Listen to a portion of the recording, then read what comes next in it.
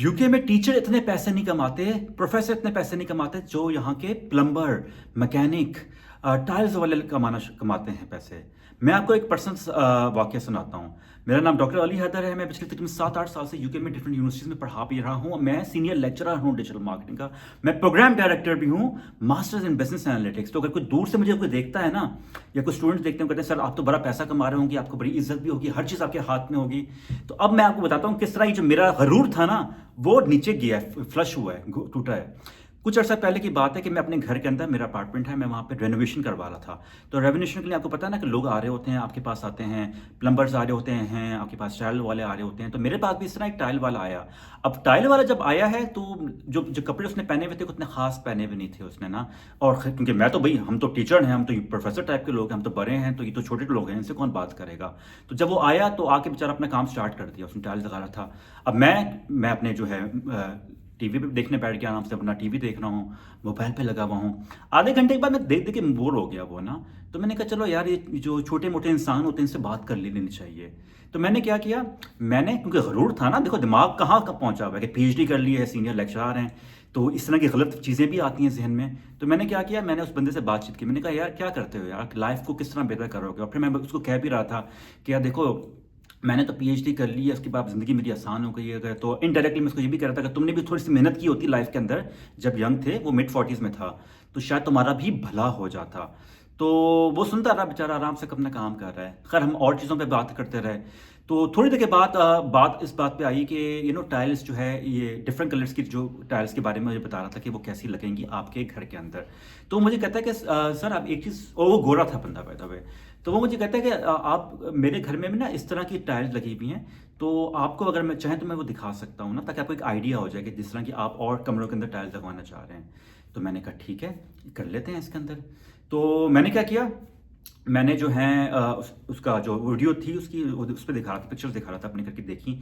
अब जब मैंने उसका घर देखा ना, वो जो होता है ना गरूर, वो जो होता है ना, वो जो कि मैं बहुत बड़ी चीज हूं, वो डायरेक्ट ड्रेनेज में गई है, फ्लश हुई है। एक सेकंड के लिए ना, मैं एक सेकंड के हिल गया यार। क्योंकि जो उसका घर था ना, एक चीज मुझे मालूम था, वो घर नहीं था, वो घर बिल्कुल भी नहीं था, वो महल लग रहा था यार। उसने अपना किचन की टाइल्स दिखा रहा था मुझे, और उसकी किचन की टाइल्स जो थी ना, वो उसका जितना किचन का साइज जो था, वो मेरे ख्याल से मेरे पूरे घर के बराबर, मेरे पूरे अपार्टमेंट के बराबर उसका साइज होगा। प्रॉपर था। और मुझे कहीं से लग नहीं रहा था कि 1 मिलियन डॉलर से कम का ये जो है, पाउंड का जो है, ये घर होगा। तो खैर बात हुई, दिखा रहा है हर चीज़, एंड आई एम जस्ट, जब उसने दिखा दिया तो फिर वही है ना, जो देसीनेस जो थी ना हमारे अंदर, कि हम बहुत ही बड़ी चीज़ हैं, बड़ी कोई पता नहीं क्या, तो पीएचडी कर ली तो पता नहीं क्या, तोपे मार ली हैं, क्या कर ली है। तो जो सारी चीज़ें थी ना, वो सारी ही होता ना फ्लश में बह गई। तो उसके जाने के बाद खैर बंदा पर अच्छा था। मुझे फिर आके ये भी बोलता है कि मेरा तो घर है। और मैंने उससे पूछा भी यार, मैंने बोला कि यार कि इसको कितना मॉर्गेज है आपकी ना। तो मुझे कहता है सर मॉर्गेज तो मैंने ऑलरेडी यहाँ पे पे कर दी है, तकरीबन 3-4 साल हो गए। मैं खुद मिड 40s में था, बच्चे भी उसके ऑलमोस्ट 17-18 साल के थे। तो अब उसका प्लान था कि बस मैं आगे जाके जो है ना, बस मैं स्पेन जाऊँगा, वहाँ जाकर रहूँगा ये। और मैं 50 की एज में, उसका टारगेट था कि मैं जो हूँ रिटायर हो जाऊँगा 50 की एज में। ठीक है, हमारे यहाँ 50 की एज में तो लोग जो हैं ख्वाब ख्वाब से उठते हैं, बेदार होकर ना काम पे जा रहे होते हैं। वो 50 की एज में रिटायर हो रहा था, ये उसका प्लान था। और फिर उसने जो मुझे बताया कि मैंने तो मॉर्गेज ऑलरेडी पे कर दी है, I don't have to worry about it. तो मेरे पास कोई वो नहीं, गाड़ी भी मेरे पास अपनी है जो मैंने अपने पैसों से ली है, मैंने बैंक से उधार ले लिया। मेरे पास जो घर है वो भी मेरा अपना है। मेरा एक और ज्यादा घर है जो कैरेबियन आइलैंड्स में, नहीं नॉट कैरेबियन, कहाँ कह रहा था मुझे वो, हाँ, स्पेन के कनारी आइलैंड के अंदर किसी उस जजीरे के ऊपर है। तो मैं बस ऐसे सुन रहा था उसकी बातें। और फिर जब खैर वो चला गया, और जब वो चला गया तो मैंने सोचा यार कि हम लोग यहाँ पे, जो मैं आके सुबह शाम अपने स्टूडेंट्स को बोल रहा होता हूँ, अपने आप को यकीन दिला रहा होता हूँ कि भाई स्किल इंपॉर्टेंट है, स्किल इंपॉर्टेंट है, वो एक्चुअली मैं सही बोल रहा होता हूँ। लेकिन एक और चीज़ है जो मैं आपको बता नहीं पाता, जो मैंने उससे सीखी, एक टाइल वाले से सीखी। और वो ये चीज़ थी कि स्किल ज़रूर हासिल करो, लेकिन वो स्किल हासिल करो जिसकी इस वक्त आज की दुनिया में ज़्यादा डिमांड है। अब मैं एग्जाम्पल लेता हूँ अपनी, as a PhD senior lecturer, ठीक है, और उसकी।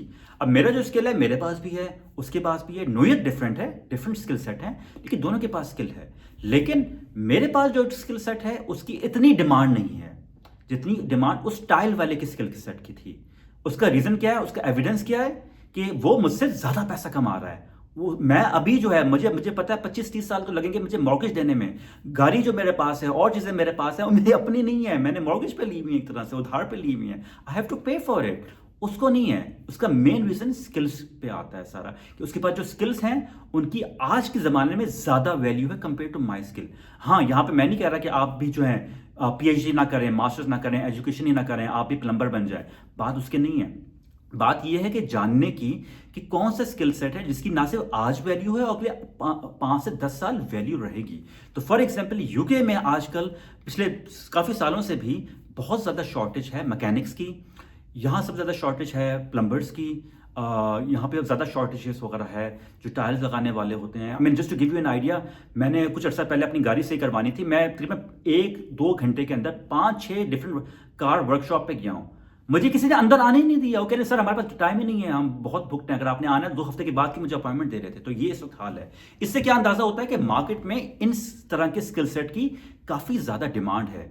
तो फिर अगर मेन मकसद जो है ना पैसा कमाना है, देखिए ये इंपॉर्टेंट है कि आप जिंदगी से चाहते क्या है। फॉर एग्जाम्पल मेरे लिए पैसा इंपॉर्टेंट है, लेकिन उससे ज़्यादा मेरे लिए पढ़ना इंपॉर्टेंट है, पढ़ाना इंपॉर्टेंट है। मुझे खुशी महसूस होती है जब मैं किताबें पढ़ता हूँ, रिसर्च करता हूँ, उसके बारे में अपने स्टूडेंट से बात करता हूँ। ठीक है, तो मेरे जैसे बंदे के लिए और उसके लिए ज़्यादा बेहतर है कि वो पीएचडी ही करे, वो ये प्लम्बरिंग वगैरह का काम या टाइल्स वगैरह का काम नहीं कर सकता, क्योंकि मेन मकसद जो है पैसा कमाना नहीं है। पैसा, मैं ये नहीं कह रहा कि पैसा इंपॉर्टेंट नहीं है, इंपॉर्टेंट है, लेकिन जो मेन प्रायोरिटी है वो पढ़ने पढ़ाने की है।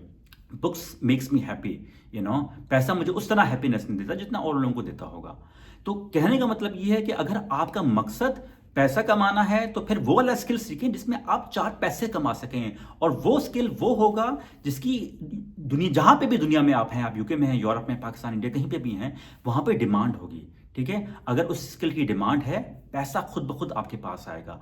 उस स्किल की डिमांड नहीं है तो वो पैसा नहीं आएगा आपके पास। और फिर वक्त भी बड़ा इंपॉर्टेंट होता है। फॉर एग्जाम्पल मेरे जो अब्बू थे, वालिद साहब थे, उन्होंने 80s में डेंटिस्ट्री में कदम रखा था। 80s में पाकिस्तान में, अब 80s का जो पाकिस्तान था वो ग्रो कर रहा था, डेंटिस्ट उतने नहीं थे। तो हालांकि उनके पास कोई एक्सपीरियंस नहीं था, लेकिन क्योंकि वो कम लोग थे और सप्लाई कम थी, कम डेंटिस्ट थे और डिमांड ज़्यादा थी, उनका क्लिनिक चल पड़ी थी। लेकिन आज की तारीख में अगर मैं आपसे बोलूं कि कोई डेंटिस्ट जो बनेगा और पाकिस्तान में या कहीं पे भी काम कर रहा होगा, not forget about London, UK, लेकिन इंडिया पाकिस्तान में काम कर रहा होगा, वो कोई उतनी तेज़ी से तरक्की नहीं कर सकता जो डेंटिस्ट 80s में 90s में कर रहे थे, क्योंकि कंपटीशन ज़्यादा हो गया। ठीक है, तो मेन चीज़ अगेन ये होती है कि आप स्किल सेट डेवलप करें, लेकिन उससे ज़्यादा इंपॉर्टेंट चीज़ होती है कि वो स्किल सेट डेवलप करें जिसकी मार्केट में डिमांड भी हो, और आज ना हो, अगले 5 से 10 साल हो। फॉर एग्जांपल डेंटिस्ट का फॉर यूके में आपको मैं कह सकता हूँ, यूरोप में कह सकता हूँ कि ना सिर्फ आजकल की तारीख में डिमांड है, अगले 5 से 10 साल भी रहेगी। मैकेनिक्स हो गए, अगले 5 साल तो रहेंगे, और इनको एआई नहीं कर सकता। एआई मुझे बेरोजगार कर देगा, जॉबलेस कर देगा एआई। मैकेनिक को, टाइल लगाने वाले को नहीं कर सकता है, और ये मैं नहीं कह रहा, ये रिसर्च है जो बाय द वे ये कह रही होती हैं। तो बाद में गाइस कहने का मतलब ये है कि आप जो हैं स्किल्स ज़रूर सीखें, स्किल्स आर वेरी इंपॉर्टेंट, लेकिन अगर पैसे ज़्यादा कमाने हैं तो फिर वो वाले स्किल्स सीखें जिसमें ज़्यादा पैसे मिलें। ठीक है, अगर सिर्फ आपने, और फिर ये चीज़ भी ज़हन में रखें कि मास्टर्स करने के बाद और स्पेशली पीएचडी करने के बाद अगर मेरा है कि मिलीनियर बन जाऊंगा मैं, ऐसा नहीं होता मेरे भाई। कितने लोग हैं, किसी का नाम बता दें आप जो पीएचडी करके मिलीनियर बन गया। कुछ एक्सेप्शंस होंगी, लेकिन वो शायद 1 लाख में एक बंदा होगा ऐसा बंदा ना। तो और ये जहन में रखना कि हम भी वही एक बंदा हो जाएंगे। इट्स हाईली लिविंग इन अहमोकी की जन्नत में जो है ना रहने वाली बात है। तो ये आज की वीडियो थी, ये मैं आपसे बताना चाह रहा था। तो या do let me know in the comment section कि आपको वीडियो कैसे लगी, और व्हाट डू यू थिंक कि अगर पैसे कमाने हैं तो कौन से स्किल्स हमें सीखने चाहिए आज की तारीख में। Thank you.